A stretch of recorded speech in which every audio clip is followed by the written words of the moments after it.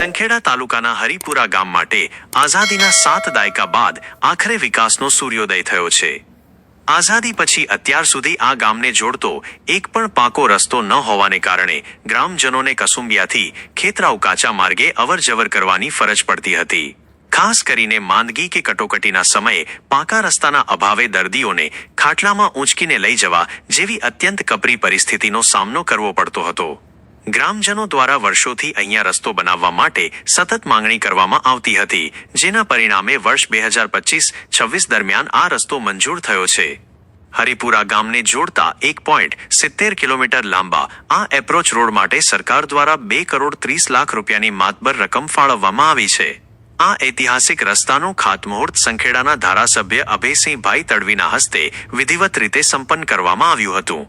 આ પ્રસંગે મોટી સંખ્યામાં ગ્રામજનો ઉમટી પડ્યા હતા અને આઝાદી બાદ પ્રથમ વખત ગામને પાકો રસ્તો મળવા જઈ રહ્યો હોવાથી સમગ્ર પંથકમાં હર્ષોલ્લાસની લાગણી ફેલાઈ હતી। વર્ષોની હાડમારીનો અંત આવતા ગ્રામજનોએ આ વિકાસલક્ષી કાર્યને વધાવી લીધું છે।